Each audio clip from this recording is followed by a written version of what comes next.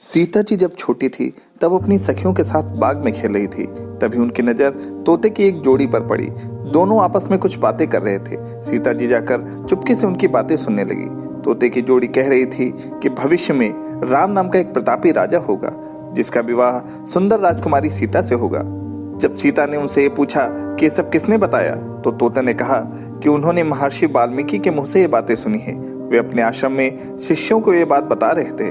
तब सीता ने कहा कि जिस राजकुमारी की तुम बात कर रहे हो वो मैं हूँ। यह सुनकर वो तोते घबरा गए। उन्होंने कहा, हम उड़कर कहीं दूर जा रहे हैं और यहाँ कभी नहीं आएंगे। सीता ने उन्हें रोक दिया और कहा कि वह उन्हें अपने साथ रखेंगी। इस पर तोतों ने कहा कि वो आजाद पंछी है और किसी पिंजरे में बंद होकर नहीं रह पाएंगे। सीता ने कहा कि वह और भी बातें सुनना चाहती हैं, इसलिए उन्हें नहीं जाने देंगी। तोतों की जोड़ी ने खूब विनती करी मगर सीता टस से मस न हुई। बाद में सीता जी ने नर तोते से कहा कि ठीक है, मैं तुम्हें छोड़ दे रही हूँ, लेकिन मादा तोता मेरे पास ही रहेगी। नर तोते ने कहा कि उसकी पत्नी गर्भवती है, कृपया ऐसा ना करें, दोनों को साथ रहने दे। सीता ने उनकी एक न सुनी। उन्होंने नर तोते को तो छोड़ दिया मगर मादा तोते को अपने महल में बंदी बना लिया।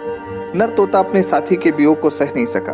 उसने सीता माता को श्राप दिया कि आज जैसे वह अपने जीवन साथी का वियोग सह रहा है, उसी प्रकार एक दिन सीता जी भी गर्भवती अवस्था में अपने पति का वियोग सहेंगी।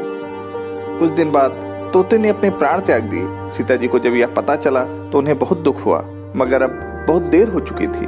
कहते हैं इसी श्राप के कारण माता सीता को अपने पति श्री राम से दूर जाकर महर्षि वाल्मीकि के आश्रम में रहना पड़ा। दरअसल श्री राम रावण का वध करके 14 वर्ष का वनवास खत्म कर सीता और लक्ष्मण के साथ अयोध्या लौटे।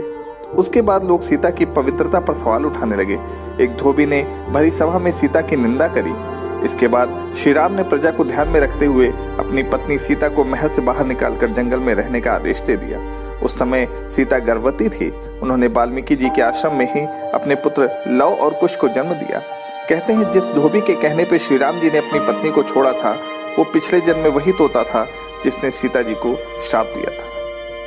दोस्तों, आपको यह कहानी कैसी लगी हमें कमेंट में जरूर बताएं, और अगर वीडियो अच्छा लगा हो तो वीडियो को लाइक करें, चैनल को सब्सक्राइब करें। मिलता हूं एक और वीडियो में, तब तक के लिए जय श्री राम।